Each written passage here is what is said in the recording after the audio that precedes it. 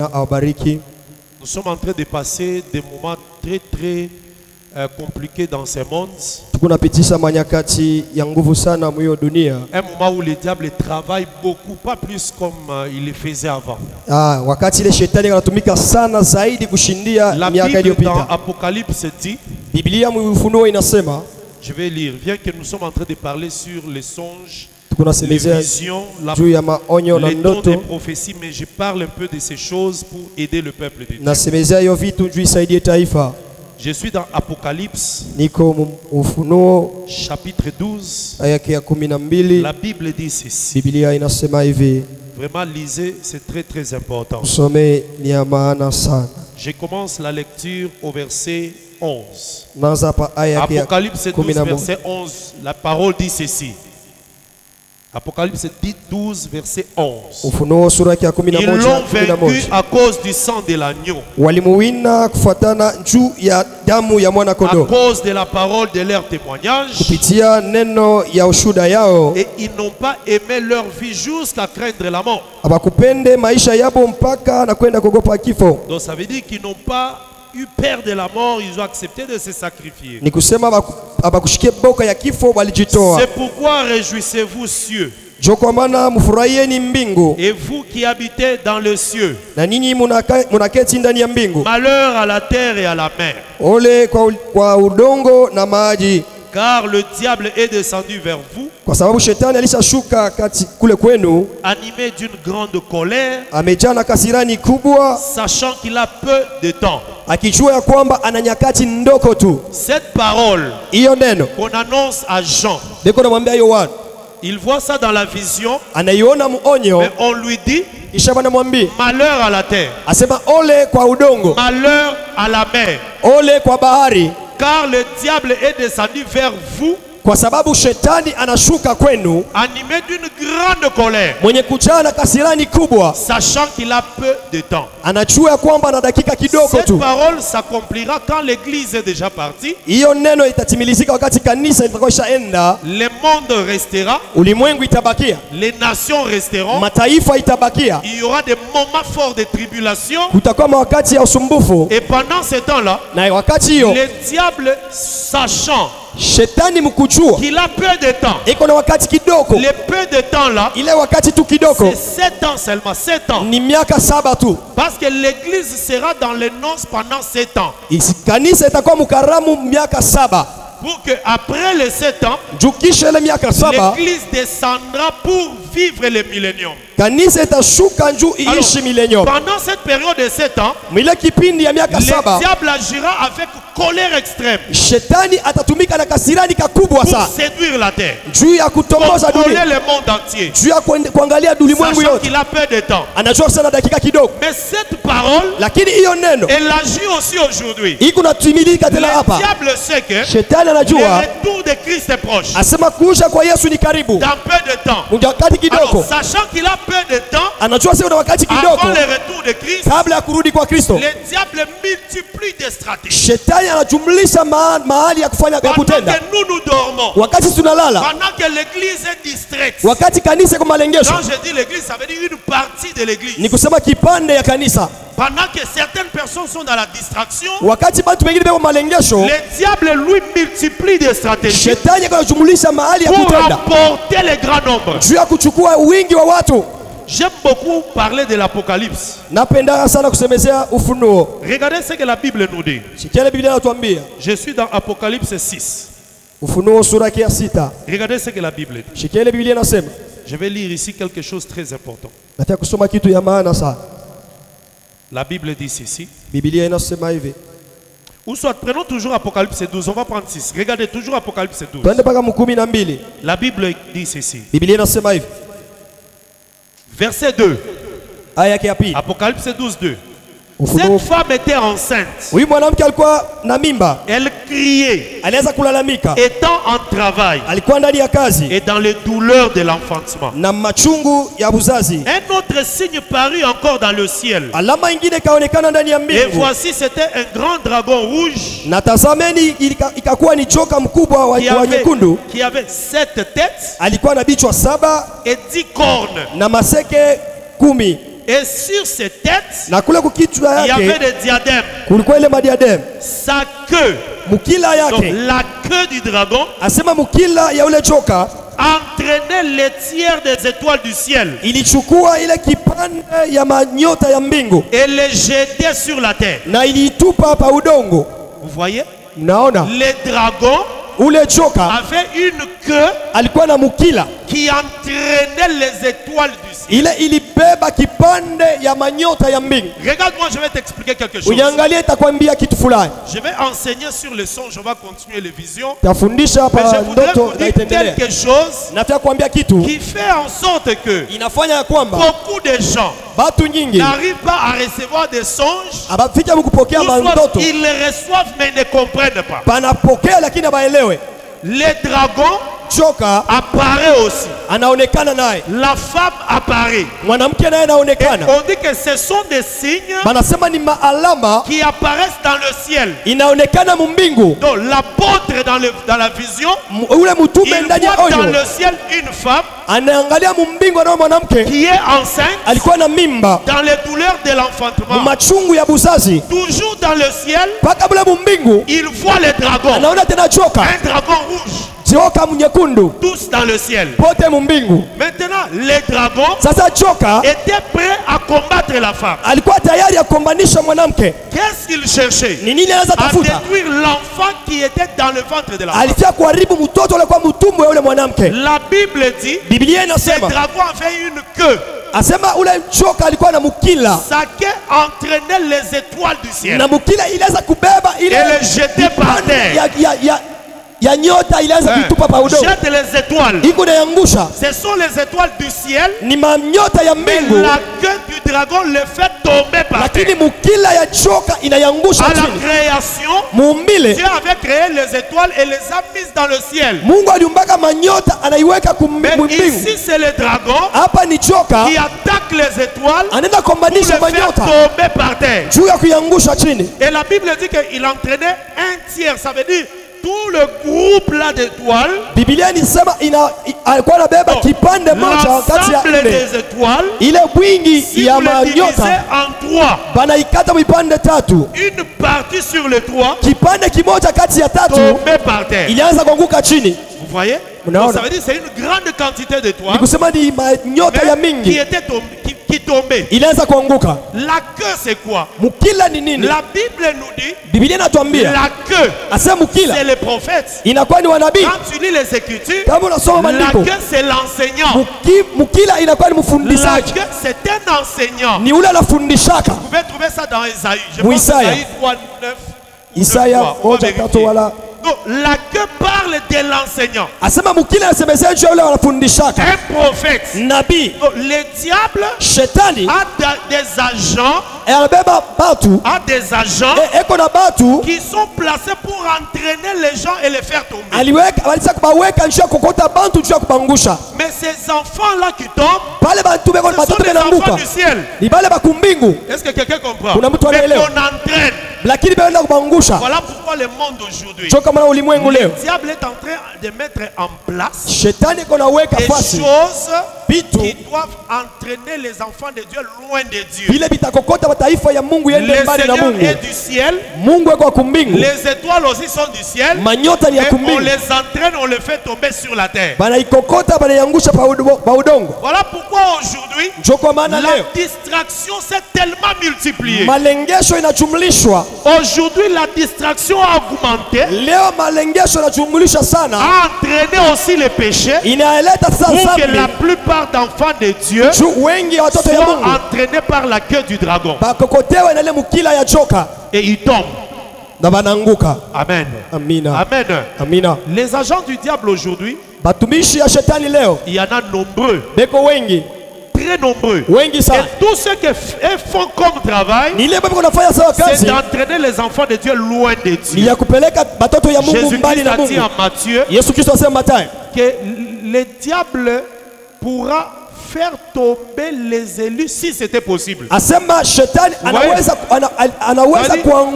Il aura tellement de stratégies que ces stratégies-là peuvent faire tomber les élus si c'était possible. Un élu ne peut pas se perdre. C'est lui que Dieu a déjà élu ne peut pas se perdre. Mais quand on essaye de comparer, il pouvait faire tomber les élus, séduire les élus. Ça veut dire que c'est une séduction qu'il ne faut pas prendre avec les jeunes. Et toutes les choses sont placées aujourd'hui dans les sports, dans la technologie, dans l'accoutrement, dans la mode. Le diable a infiltré tous les secteurs. Je dis bien tous les secteurs. Le secteur de la science, le secteur de la mode, surtout la mode, n'en parlons pas. Quand je parle de la mode, je dis la manière de s'habiller. Aujourd'hui, le diable est entré là-dedans et il contrôle même certains qu'on appelle des enfants de Dieu. Je parlais avec une sœur. Toi, tu as fait un vêtement. Tu portes une robe, je ne sais pas si c'est robe ou quoi, mais que tu portes. Mais toi-même, tu dis à ton tailleur, mets-moi un bras ici, l'autre enlève les bras. Toi-même, avec ton habit. Et tu dis au tailleur, ici tu me mets les bras, mais de ce côté tu coupes. Et tu portes ça, tu marches avec. Mais spirituellement aussi, le diable a coupé quelque chose en toi. Amen. Est-ce que c'est normal? Toi-même tu dis que j'ai deux mains, mais tu demandes qu'on coupe. Ou j'ai deux bras, mais qu'on coupe l'un des bras sur l'habit. Amen. C'est comme aujourd'hui un homme, il dit fais-moi un pantalon, ici met le pantalon, mais ici que ça soit la culotte. Est-ce que le caméraman me voit? Pantalon, mais ici culotte. Et puis il marche avec. Mais il dit quoi? Il est intercesseur.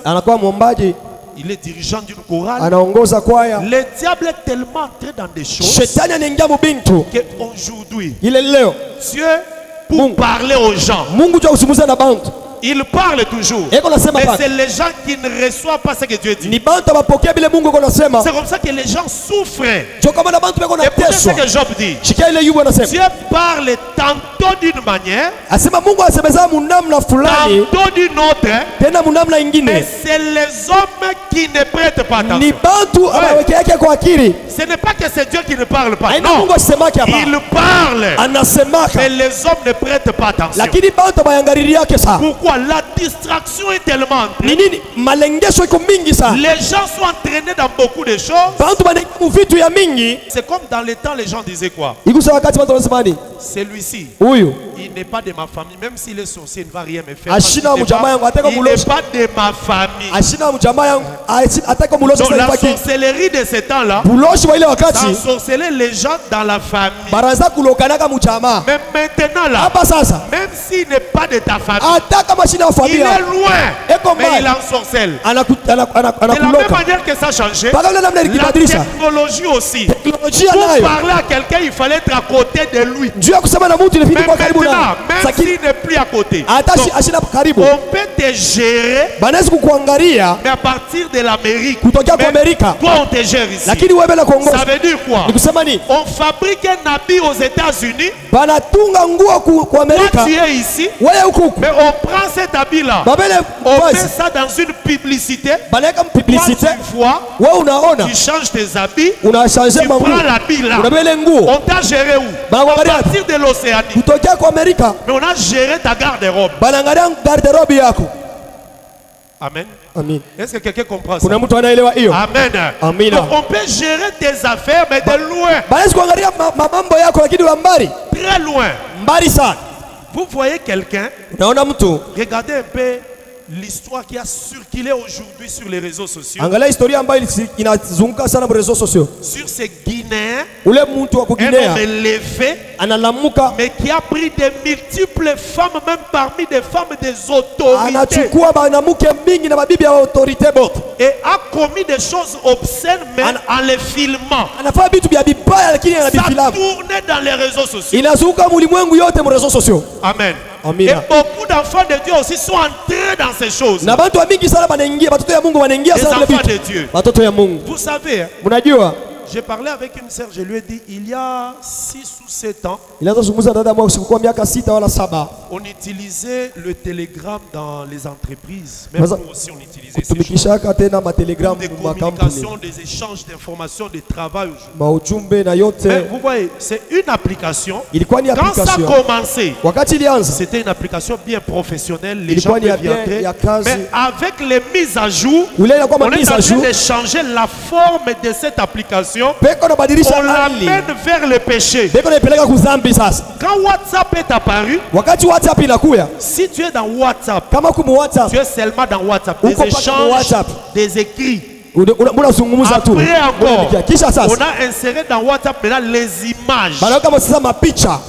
Vous voyez, c'est la mise à jour. On a inséré. Après maintenant, on a relié WhatsApp à YouTube. Donc, si tu es dans WhatsApp, dès que tu cliques WhatsApp, t'amènes dans YouTube. Il y a des choses que tu ne peux pas suivre dans WhatsApp. Il faut cliquer là-dedans et aller dans YouTube. C'est lui qui avait fait WhatsApp.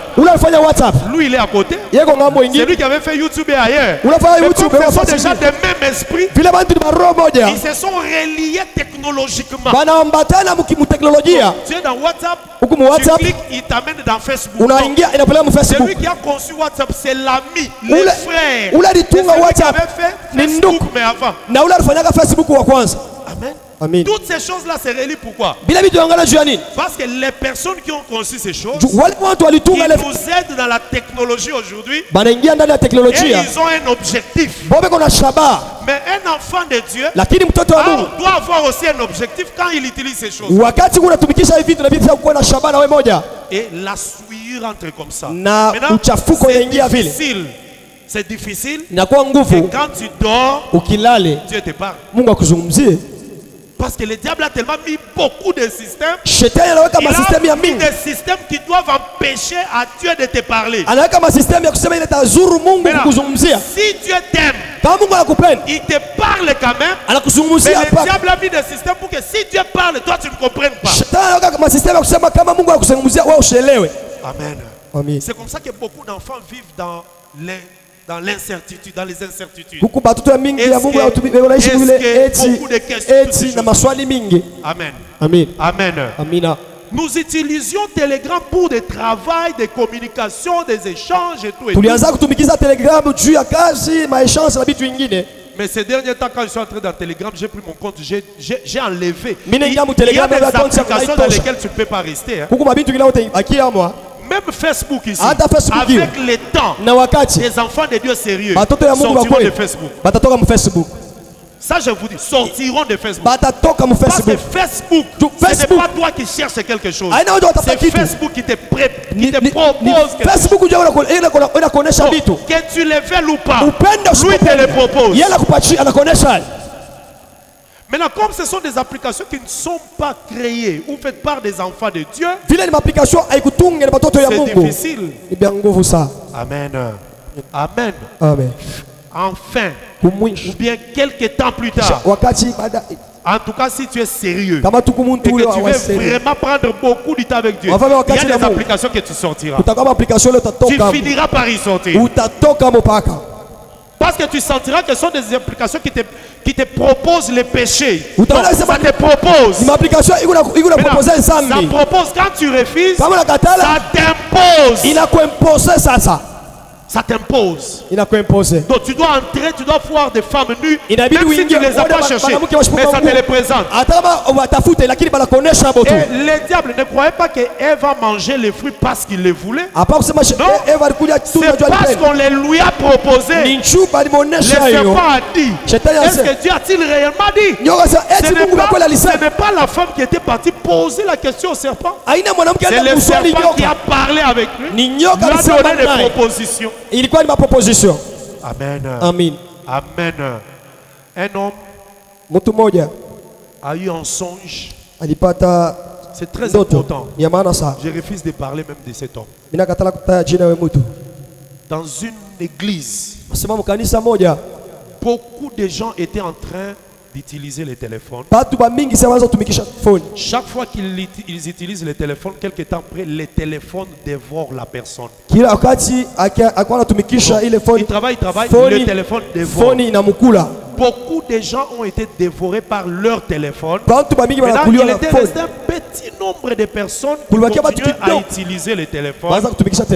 Tout ça. Quand il s'est éveillé, Dieu lui a dit, c'est un message que je donne par rapport à l'utilisation du téléphone. Beaucoup de gens sont tués par les téléphones. Ils perdent tout ce que Dieu leur a donné par les téléphones.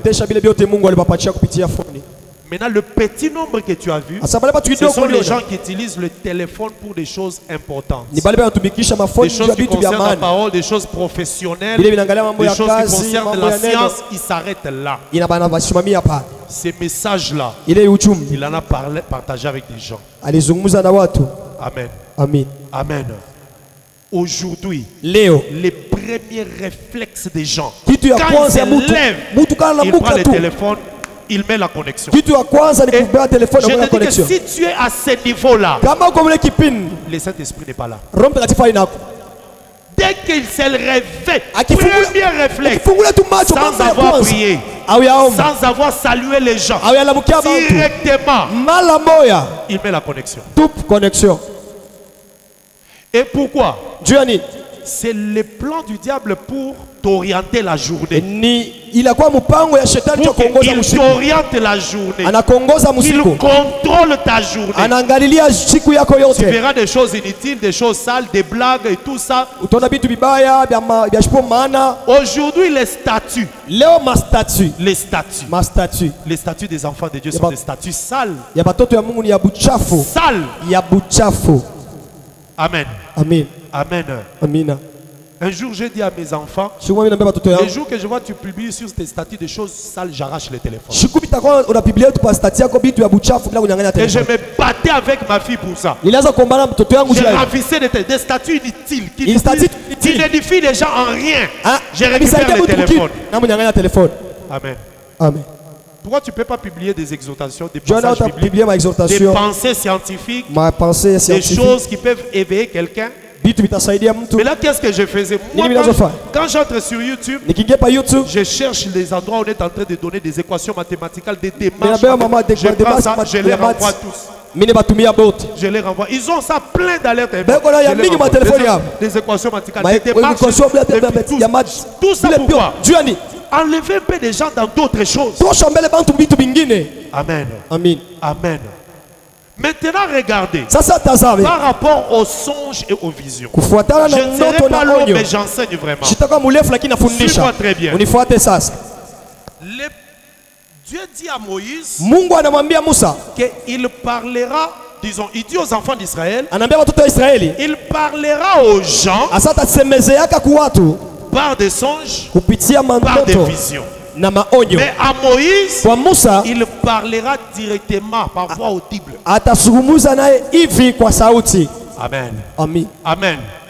Les songes et les visions sont les moyens que Dieu utilise pour nous donner des communications, des pensées, des informations. Les songes et les visions, c'est très parfait. Pourquoi? Parce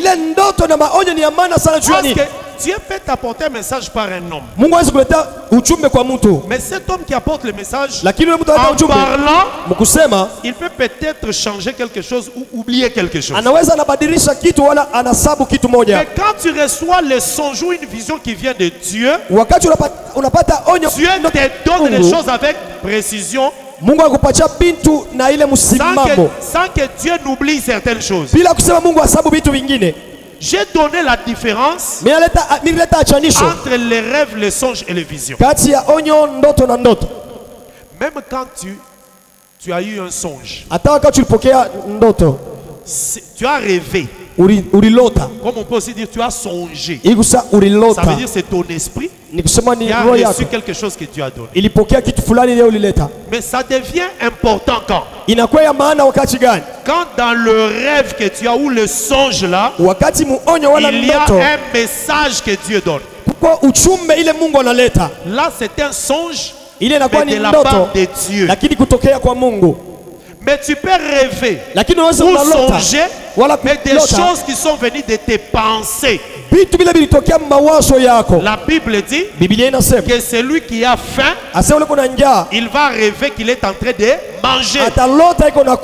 Celui qui a soif, il va rêver qu'il est en train de boire. Ça, ce sont des rêves qui n'ont rien à voir, mais qui viennent de tes pensées, qui viennent aussi de tes activités. C'est normal que si tu es cordonnier, de temps en temps tu rêves, on vient de donner des chaussures, tu rêves, tu es en train de coudre, de faire des choses. C'est normal. Ce sont des rêves, mais qui viennent de pensées. Les rêves, Dieu peut le prendre et y mettre un message. Ça devient un songe de la part de Dieu. Le rêve aussi, le diable peut y entrer et mettre ses pensées. Ce sont des songes mais venant du diable. Est-ce que nous comprenons la différence? Maintenant, les rêves généralement, ça vient littéralement, ça veut dire ce que tu vois, c'est ça. Mais les songes, ça vient sous forme d'énigmes, sous forme d'image. Ça nécessite l'interprétation. Est-ce que quelqu'un comprend ces choses? Maintenant, avant qu'on nous parle de l'interprétation des songes, parlons un peu de quelques types de songes pour que ça t'aide. Amen. Amen. Ne laisse jamais passer des songes ou des messages qui sont dans des songes. Mais pour que tu comprennes que ça c'est un message, il faut aussi que tu sois un homme de prière. Pour que tu connaisses la différence entre les rêves et les messages qui viennent de Dieu. Amen. Le monde des songes, c'est un monde. Je dis monde pour que tu comprennes. C'est un monde où tu peux faire des choses que tu ne fais pas habituellement. Amen. Dans le monde des songes, Dieu peut te faire voir des choses qui ne sont pas normales. Mais c'est un message que Dieu donne. Voilà pourquoi dans un songe, tu peux voir un arbre en train de marcher. Arbre, mais qui marche. Tu arrives quelque part, tu trouves une voiture et la voiture parle. Est-ce que vous comprenez ça? Est-ce que vous comprenez? Parce que c'est un monde spirituel. Tu peux arriver dans un songe, tu trouves que des gens en train de marcher, les pieds en l'air, les mains en bas. Dans les songes, tu peux être là, mais tu vois que tu t'es déplacé, tu es allé dans un autre pays. Voilà pourquoi le monde des songes, c'est un monde spirituel, mais dans lequel il faut l'aide de Dieu pour comprendre le message que Dieu donne. Si tu ne comprends pas le message, tu n'auras pas aussi la pensée de ce que Dieu veut. On parlera de l'interprétation. Mais il faut que tu connaisses maintenant les types de songes. Parce que dans les Écritures ici, il y en a. Amen. Amina. Il y en a dans les Écritures. Les types de songes, c'est à partir des types de songes que tu peux maintenant comprendre l'interprétation de ces songes. Amen. Amen. Amen. Retenons d'abord ceci. Il y a des types de songes que Dieu utilise qui sont des songes d'encouragement ou de fortification. Ça c'est très important. Et il faut retenir ça. Des songes de fortification. Des songes d'encouragement. Mais souvent ces songes-là peuvent provenir même de quelqu'un d'autre. Ou ça peut venir vers toi directement. Dans Juge chapitre 6, regardez ce que la Bible nous dit. Juge chapitre 6. Non, je prends Juge 7. Juge 7. Je vais lire ici. Regardez ce que la Bible dit. Verset 13. Juge 7, verset 13. Gédéon arriva. Et voici un homme racontait à son camarade un songe. Il disait, j'ai eu un songe et voici un gâteau de pain d'orge roulé dans le camp de Madian.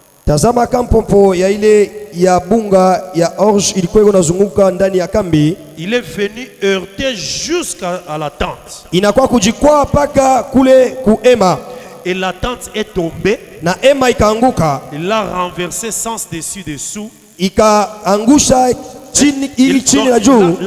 retourné la tente. Et elle a été renversée. Son camarade répondit et dit, ce n'est pas autre chose que l'épée de Gédéon. Maintenant suis-moi. Suis-moi. Tu peux traverser des moments difficiles, des moments compliqués, où tu fournis des efforts, tu pries, il n'y a pas de solution. Une autre façon de Dieu de parler, c'est le songe.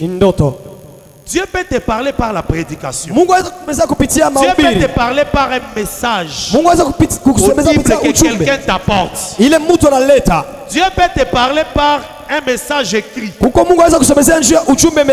le songe, c'est un des grands moyens par lesquels Dieu parle. Maintenant, dans la vie des enfants de Dieu, vous devez savoir qu'il y a des songes de fortification. Ce sont des songes qui arrivent quand tu traverses des moments compliqués, des moments très difficiles, où tu te poses des questions, il n'y a presque pas de réponse. L'Éternel peut venir par un songe de fortification, un songe d'encouragement. C'est pourquoi, pour te donner la confiance en Dieu et te dire que la situation que tu traverses, le Seigneur est au contrôle de la chose et cette situation va changer. Ce ne sont pas des choses à négliger. Gédéon était en Israël, mais Israël était tourmenté par les Madianites. Chaque fois qu'Israël s'aimait, les Madianites venaient détruire les semences. Israël souffrait beaucoup. Mais le Seigneur passe par un homme qui donne un songe, et ce songe-là vient fortifier Gédéon. Chaque fois que tu es dans des moments d'incertitude, des moments compliqués de la vie, tire attention aux songes que tu vois. Fais attention aux songes qu'on t'apporte. Il peut y avoir un message d'encouragement. Le type de songe d'encouragement, c'est pour te permettre à garder la foi. Moi, ça m'est arrivé plusieurs fois dans des moments très compliqués. Ça peut être dans ma vie personnelle ou dans l'église, dans l'œuvre de Dieu. Des moments d'agitation et de turbulence. J'entre en prière. Je pose à Dieu des questions. Je présente à Dieu les problèmes qu'il y a. Mais le Seigneur me vient souvent avec des songes de fortification. Les songes de fortification rendent l'homme posé et calme. Mandoto ya hodari inafanya mtu akwe mtu wa starehe. Ça te permet inamruhusu de ne plus regarder les problèmes, usiangalie tena mambo, d'espérer à la réponse que Dieu va proposer. Na kutumainia kwa jibu Mungu anakupatia. C'est ainsi qu'ici Gédéon, quand il a entendu les songes wakati alisikia ndoto et l'interprétation, na mafasilio, directement il a eu le courage. Il a dit donc Dieu va m'utiliser pour délivrer Israël. Asema Mungu atanitumikisha njoo nikomboe Israeli. Mais dans les songes là, qu'est-ce qu'il y avait? Lakini mundoto mlikuwa nini? Un gâteau qui roulait dans les camps des ennemis et allait cogner la tente. C'est un gâteau qui a cogné la tente. La tente s'est renversée. Est-ce que quelqu'un comprend ça? Donc un gâteau qui cogne la tente se renverse. Ça roulait où? Dans le camp des ennemis d'Israël. Lorsque la tente s'est renversée, l'ami de celui qui donnait les songes a donné l'interprétation. Il a dit, ces gâteaux, c'est l'épée de Gédéon. Pourquoi? Pourquoi il a interprété comme ça? Parce qu'il y a la pensée de la parole. La parole de Dieu est un pain, mais c'est aussi une épée. On n'interprète pas les choses selon la science, mais on interprète selon... Parce que Dieu a déjà mis sa pensée dans les Écritures. Est-ce que quelqu'un comprend ça? La pensée de Dieu dans les Écritures. L'Écriture montre que le pain ou le gâteau, c'est la parole. L'épée aussi, c'est la parole. Maintenant, dans les songes, quand il voit le gâteau, il renverse la tente. La tente, c'est quoi? La tente, c'est une maison. Une maison, c'est une nation. C'est tout un peuple. C'est comme ça qu'il a compris que c'est l'épée de Gédéon qui va faire tomber la nation des Madianites. Et ça a donné la force à Gédéon. Gédéon s'est levé. Quand tu as des moments compliqués, tire attention aux songes qu'on te donne et fais attention à ce que toi aussi tu vois dans tes songes. Si tu as un problème et que tu reçois un songe de fortification, ne fais plus. Exerce ta foi. Amen. C'est comme ça. Gédéon a exercé la foi et il est allé dans le combat. Est-ce que quelqu'un comprend ces choses? Amen. Quelqu'un peut venir te donner un songe. Toi, tu traverses des moments très difficiles. Parfois, ce sont des choses que toi-même tu vis. Mais la personne ne connaît rien. Mais Dieu lui parle de toi. Et il vient te dire, j'ai vu un songe que le Seigneur te tenait par la main. Il t'a soulevé. Il y a des gens qui venaient, mais Dieu t'a soulevé. Ces gens-là sont passés. Et Dieu t'a déposé dans où tu étais bien. Toi qui entends ça, qu'est-ce qui se passe en toi? Tu comprends que la personne qui me dit des choses là, elle ne connaît même pas ce qu'il dit. Mais moi je comprends ce que Dieu veut dire par là. Les songes de fortification doivent te pousser à avoir la foi et à glorifier Dieu. Parce que tu es dans l'attente de certaines choses qui arrivent. Est-ce que quelqu'un comprend ces choses? Amen. Amen. Donc quand je dis ça, tu comprends directement comment est-ce que tu peux interpréter un songe par rapport à une circonstance que tu es.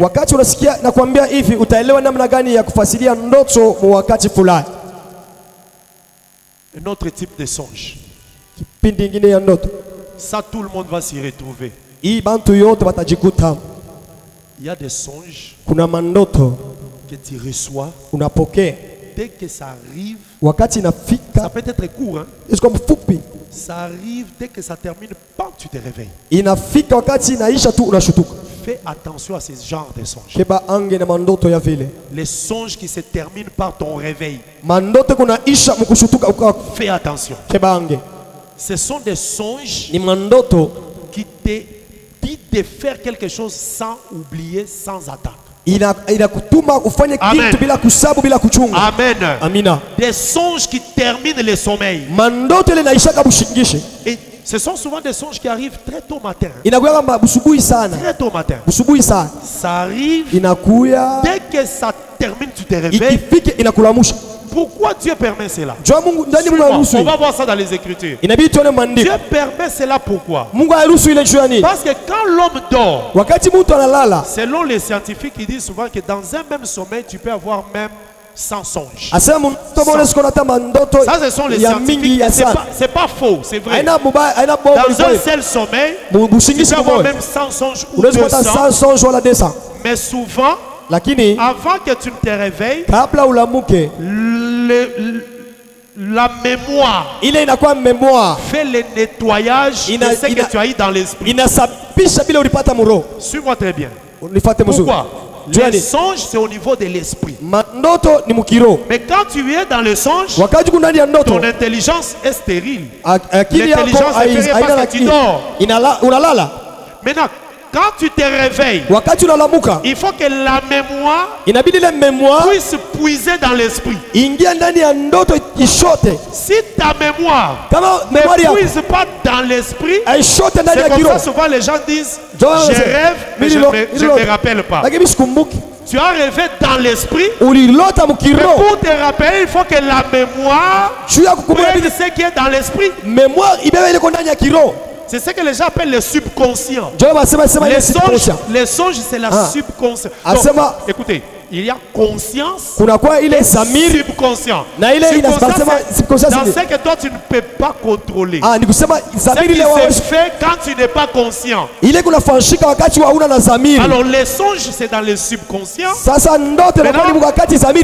mémoire doit prendre ce que tu as eu dans l'esprit puisé.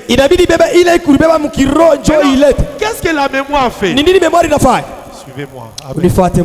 Amen. Amen. C'est un enseignement.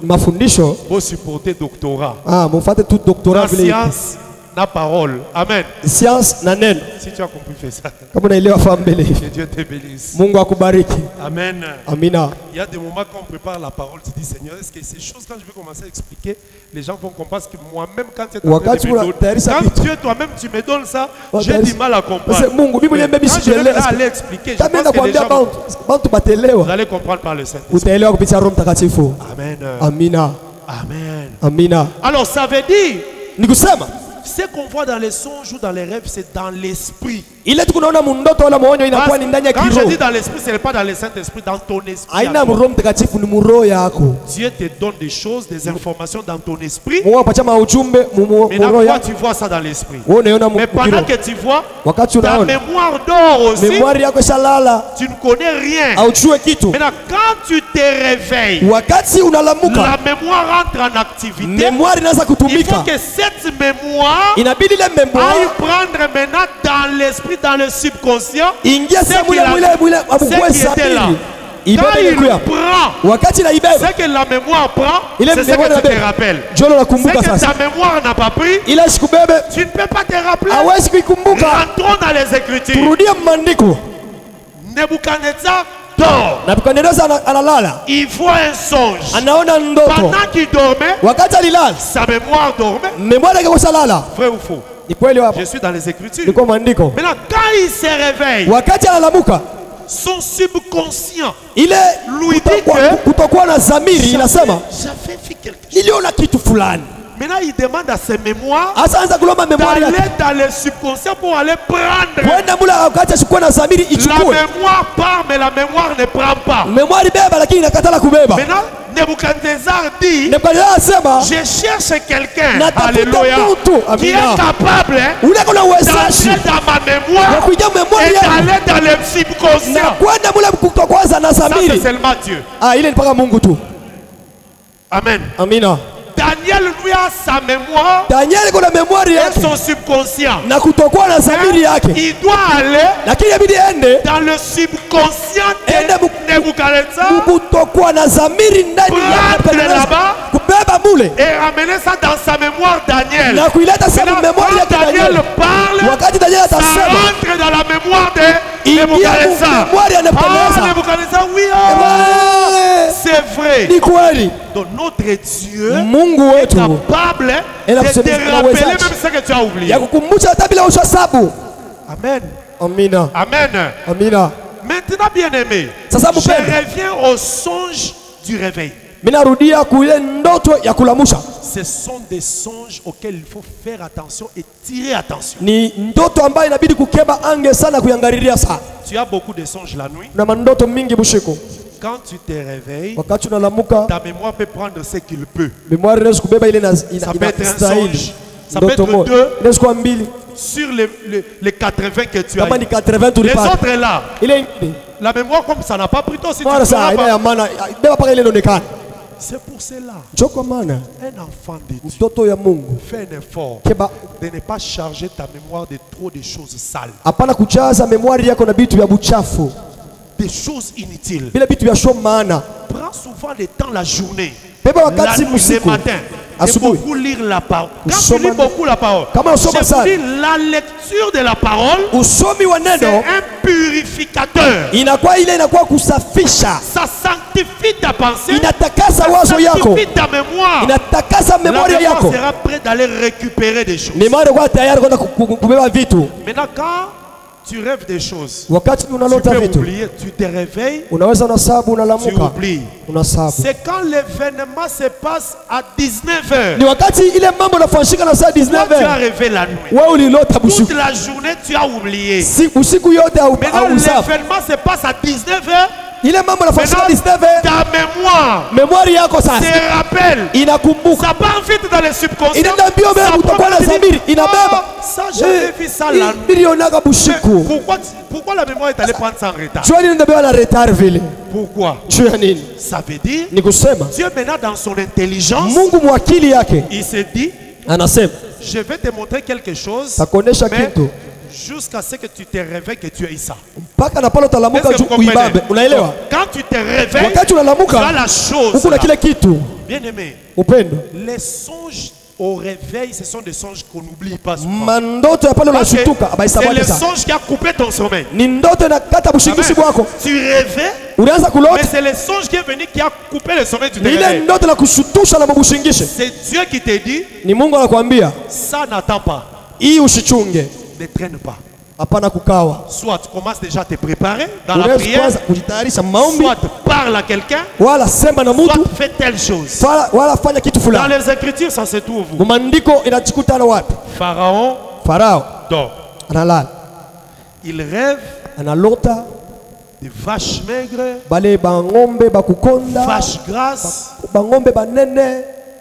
et après il voit encore les épis, des gros épis, des épis, des petits avalent, tout ça. La Bible dit, dès qu'il termine, Pharaon s'éveilla. Directement, il s'éveilla. Ces songes-là, Pharaon ne pouvait pas oublier ça comme Nebuchadnezzar. Parce que c'est le songe qui l'a éveillé. Quand il se réveille le matin, directement, il a commencé à chercher l'interprétation. Dieu donne le songe de veille pour que tu agisses rapidement et ne traînes pas. Ne traîne pas. Ce que tu as vu dans un songe qui t'a réveillé, c'est un message que Dieu te donne au moment où... permettez que j'appelle ça comme ça. Au moment où ta carte mémoire, on a fini à y mettre quelque chose directement du terrain. Donc, ton disque dur là, ta carte mémoire là, a déjà le message prêt. Là, n'attends pas. Si c'est un message par rapport à un accident, il y a des choses que Dieu peut te montrer et tu oublies parce que Dieu sait qu'il peut gérer ça dans le temps. Mais ce qu'il t'a montré et qui a coupé ton sommeil, réveille-toi directement. Prie. Prends des précautions. Ça peut être même une orientation. Tu voulais faire telle affaire, mais tu étais hésitant. Mais le Seigneur t'amène un songe qui te réveille. Ou dans le songe là, tu vois que tu as commencé l'affaire, c'est monter rapidement. Dès que tu te réveilles, prie et commence directement. Est-ce que quelqu'un comprend? Kuna mtu anaelewa? Fais un peu ça. Kama unaelewa fanya mbele hivi. Amen. Amina. Je lis rapidement. On va prendre un autre son. Genèse. Nasoma kwa haraka Mwanzo. Genèse. Mwanzo. Chapitre 41. Mwanzo 41. Genèse 41. Mwanzo 41. La Bible dit ceci. Biblia inasema hivi. Écrit verset 1 à 6, mais moi je vais juste prendre quelques versets. Je prends quelques versets, je choisis. Oui, verset, oui, prenons verset, même à partir du verset 1er. Au bout de 2 ans, Pharaon eut un songe. Voici, il se tenait près du fleuve. Et voici 7 vaches belles à voir, grasses de chair monteurs hors du fleuve. Tazama ngombe 7 walikuwa weko wakonde sana lakini walikuwa ile pembeni. Non. Oui, les grasses mais sortirent du fleuve. Wale wanene wanaanza kutoka ule mbali. À manger dans la prairie. Wakaanza kula kule pembeni. 7 autres vaches laides à voir et maigres de chair montèrent derrière ou après les autres. Wale wengine 7 wakonde sana wanatoka kisha wale wengine. Les vaches laides à voir et maigres mangèrent les 7 vaches belles. Bale bangombe bakukonda banakuwa beko nakula wale bangombe bakunona. Et Pharaon s'éveilla. Na Farao akalamuka. Vous voyez? Unaona? Dans la Bible ici souvent quand quelqu'un voit des songes, on peut dire il a vu. Maintenant après on dit directement, on commence à donner l'explication. Ici on dit, dès qu'il a vu ces songes, il s'est réveillé. Tu vois, tu te réveilles directement. C'est le songe qui coupe le sommeil. Qu'est-ce que Pharaon fait? Il se rendort encore. Il faut encore d'autres. Maintenant ce sont des épis. Des gros épis et des petits. Les petits ont bouffé les gros. La Bible dit encore là-bas, Pharaon s'éveilla. Vous voyez? Ce songe-là, Pharaon ne pouvait plus attendre. Il a cherché l'interprétation. Mais ça lui a donné l'orientation pour éviter la crise. Amen. Amen. Et Joseph a dit, nous devons épargner pendant 7 ans. Ce sont les 7 ans d'abondance. Les 7 ans d'abondance là, ça parle des 7 vaches. Maintenant, après les 7 ans d'abondance, il y aura 7 ans de crise. Les 7 ans de crise là vont avaler les 7 ans d'abondance. Ça sera comme si on n'était pas dans l'abondance. Alors, faisons des magasins, gardons des choses pour ne pas souffrir pendant la crise. Les songes de veille, quand tu te réveilles, demande au Saint-Esprit de t'orienter dans ce que tu dois faire rapidement. Ce n'est pas pour rien que Dieu t'a laissé voir ce songe-là et puis le songe arrête ton sommeil. C'est une information à ne pas négliger. Ce sont des choses à agir rapidement. Amen. Amina. Amen. Amen. C'est comme ça que vous voyez un homme peut se réveiller le matin. Dès qu'il se réveille, il va dans la chambre des enfants, il prend tous les enfants, il commence à prier. Un songe de réveil a arrêté le sommeil, il lui a parlé des enfants. Tu ne dois pas dire, je pars au travail, quand je rentrerai le soir, c'est quand je prierai. C'est comme ça vous entendez beaucoup de gens qui disent, j'avais vu ça, je m'étais dit je vais faire ceci après. Dieu t'a réveillé, tu as arrêté ton sommeil, et toi tu prends ça comme un message qu'il faut garder et attendre. Amina. Est-ce que quelqu'un comprend ces choses? Lève un peu. Que Dieu te bénisse. Et que Dieu te permette d'avoir l'écoute souvent du Saint-Esprit. C'est pour ça que je donne conseil aux enfants de Dieu. Quand tu te réveilles le matin, ne te réveille jamais dans la précipitation des choses.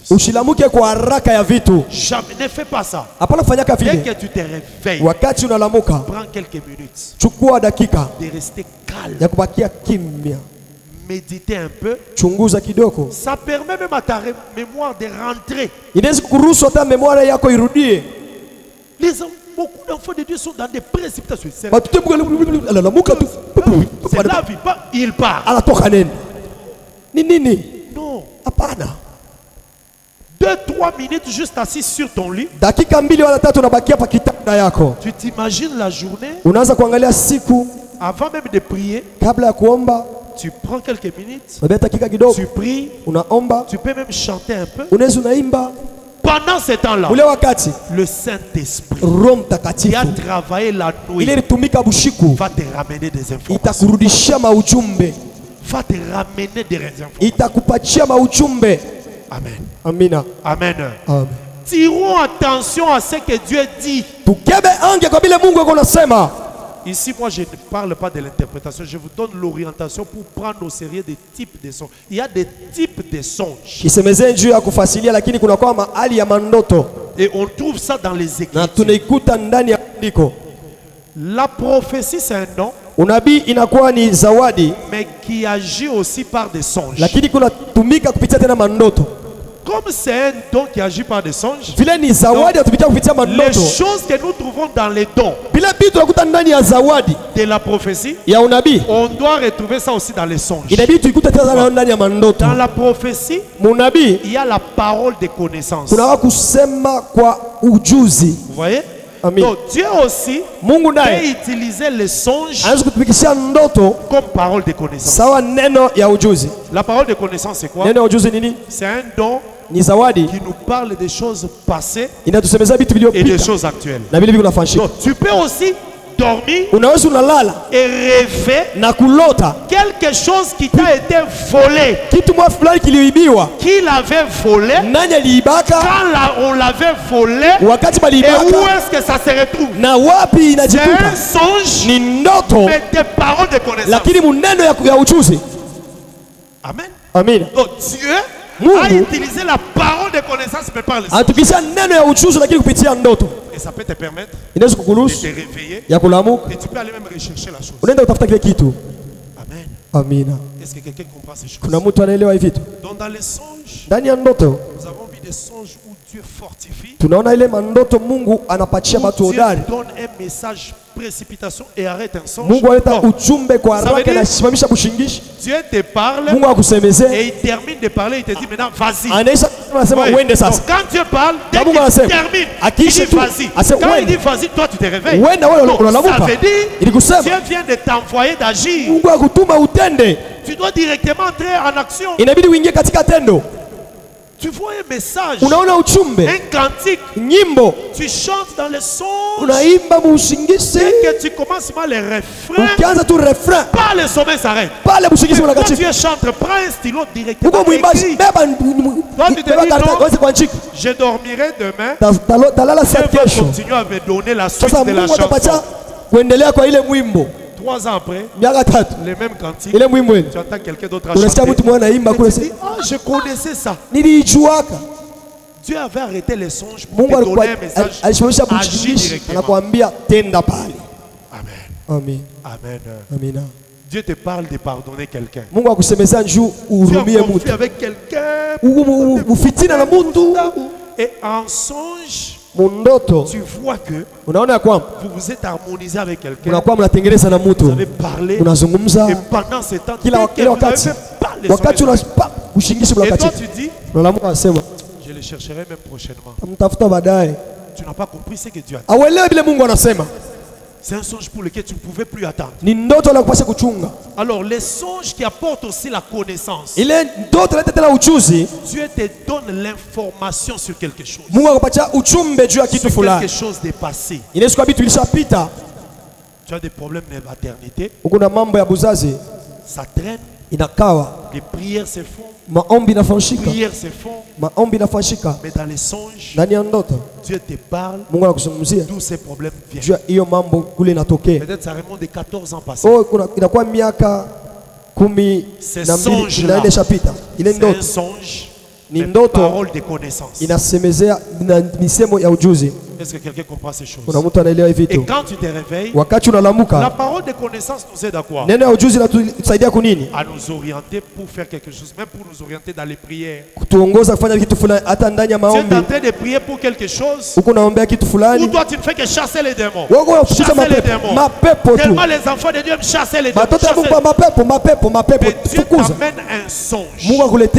Parole de connaissance qui te dit, lève-toi. Va demander pardon à la personne. C'est fini.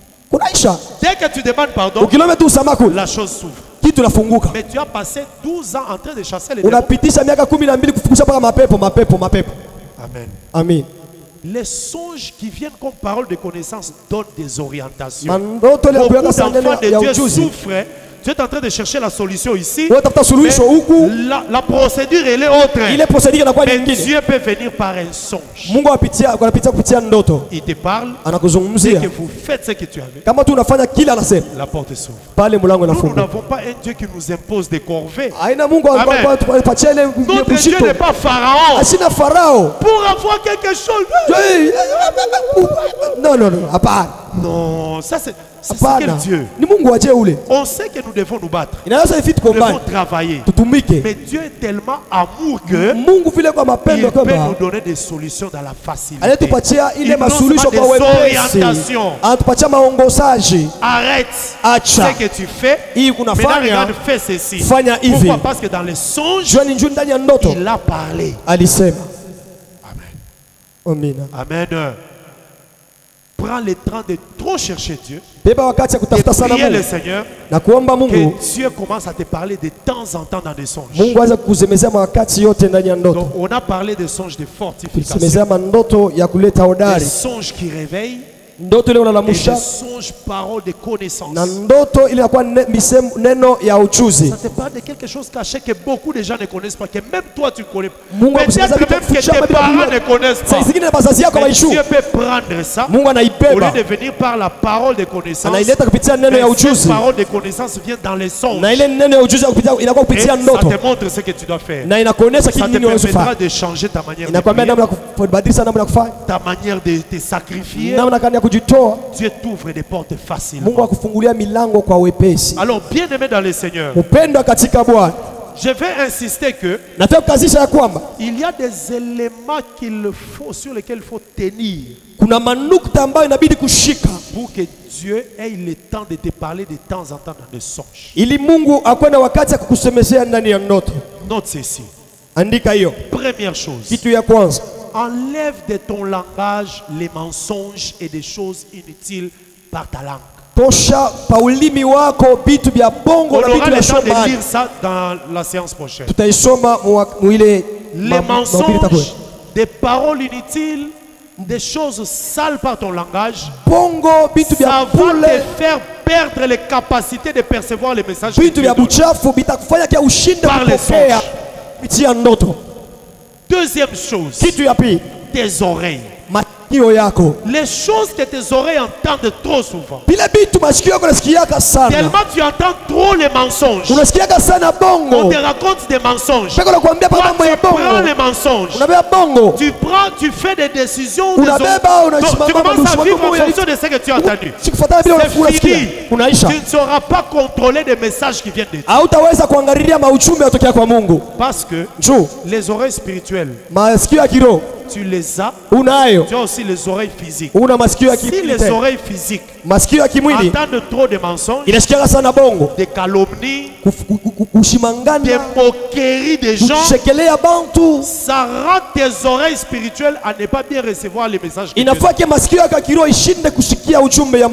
Est-ce que quelqu'un comprend? Amen. Amina. Ce sont des pistes qu'il ne faut pas négliger. Quand tu entends des gens parler, fais attention. Si tu trouves que dans ce qu'on dit là, tu n'as aucune précision, ce sont des choses qui ne sont pas claires. Protège tes oreilles physiques pour que les oreilles spirituelles soient capables de recevoir les messages. Est-ce que quelqu'un comprend? La bouche, les oreilles, les yeux. Qu'est-ce que les yeux voient? Ne crois pas que quand la Bible dit que Dieu créa l'homme à son image. Ça veut dire Dieu a des oreilles. Dieu a une bouche. Il a des oreilles. Il a des yeux. Si maintenant les yeux physiques, tu les utilises pour des choses sales, des choses qui n'ont rien à voir avec la présence de Dieu, les yeux spirituels aussi auront un problème pour que dans le monde spirituel, ils puissent percevoir des choses. Parfois, des gens prient pour l'argent, les gens prient pour le travail, les voyages, tout ça. Mais nombreux ne prient pas pour la personne spirituelle qui est. L'homme spirituel. Quand l'homme spirituel qui est en toi n'est pas capable de se rappeler ce que Dieu lui a dit la nuit. Mais la journée, tu vas commencer toujours aussi à être surpris dans tout ce que tu vois. Parce que l'homme spirituel ne se rappelle pas ce que Dieu lui a dit la nuit. Dès que tu te réveilles, l'homme physique aussi sera limité. Amen. Amen. Amen. Aujourd'hui, j'ai parlé un peu de 3 types de songes pour lesquels les enfants de Dieu devaient tirer attention. J'ai parlé des songes. J'avais dit la fois passée que les visions, il y en a 2 types. Des visions, quand on dit vision seulement, c'est ce que tu peux voir pendant que tu es encore en mouvement, tu es éveillé. Vision nocturne, c'est ce que tu vois quand tu es endormi. Bon, on dit nocturne, mais ça ne veut pas dire kakabushiku. Vision nocturne, c'est les visions qu'on reçoit quand on est en sommeil. Tu peux dormir la journée pendant la journée. Pendant 5 heures. Profond sommeil. Ce que tu reçois comme vision, mais c'est un message. La Bible appelle ça vision nocturne. Parce que dans la Bible, tu ne vas pas voir vision diurne. On dit les visions nocturnes quand l'homme est dans un profond sommeil. C'est ça la définition. Onyo ou busingizi. Voilà. Il est busingizi, tu vois bushiku. Amen. Donc c'est une vision, mais quand tu es dans le profond sommeil. Mais il y a des visions pendant que tu es éveillé. Dieu te prend seulement en extase. Il te montre la chose et puis tu reviens. Donc retenons ces choses, bien-aimés, avec les soucis qu'on devienne spirituels. Des gens spirituels sont des gens qui cherchent à être sensibles à ce que l'esprit dit. L'esprit est toujours là. Il faut être sensible au mouvement de l'esprit, au son de l'esprit. Quand je me réveille, je pense à tout ce que j'ai vu. Maintenant je me pose des questions. Qu'est-ce que le Saint-Esprit veut dire par ça? Quand tu es sensible, tu vas réussir. Pourquoi? Le monde dans lequel nous vivons est dirigé par le monde spirituel. Est-ce que quelqu'un comprend? Tel que nous sommes là, tout est dirigé par le monde spirituel. J'ai parlé même le dimanche prochain. Pourquoi il t'arrive que dès que tu vois un événement la journée, tu dis, cette histoire ici, c'est comme si j'ai déjà vu ça. Exactement. J'ai vu le frère Apollos arriver. Pendant qu'il arrive, moi je vois le frère Jeff passer. Il se salue.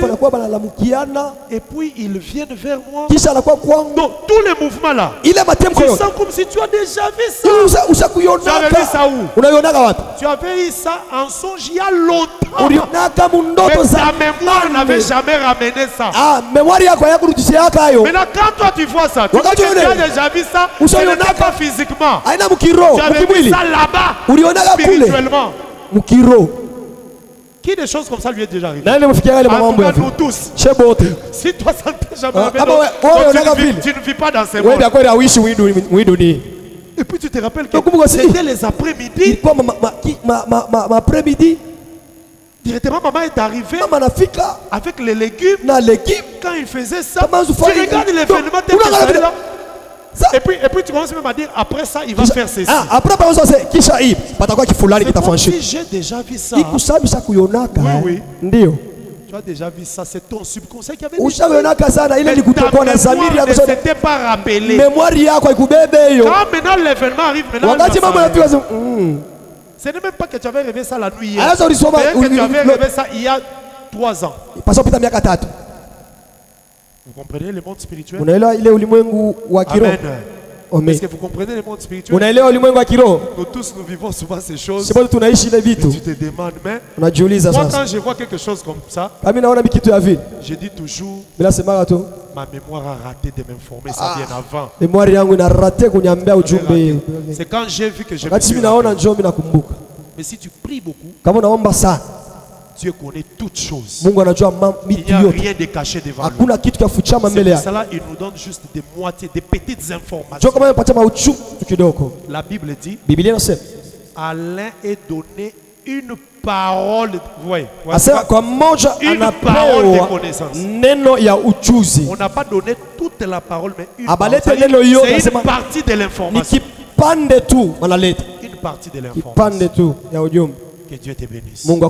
Et que désormais, que Dieu t'utilise dans les songes. Qu'il te donne des informations. Qu'il te rappelle des choses passées dans les songes. Tu seras un homme informé avant. C'est pour cela que nous allons prier maintenant. Acclame bien aimé. Acclame très fort pour la gloire de Dieu. Est-ce que quelqu'un peut pousser des cris de joie? Est-ce que tu peux pousser des cris de joie? Que Dieu te bénisse. Tiens-toi debout. Tiens-toi debout. Amen. Je ne sais pas pendant que je prêche ici s'il y a quelqu'un qui avait aussi déjà rêvé cette prédication. Il y a des gens qui viennent nous dire, j'avais vu, tu as vraiment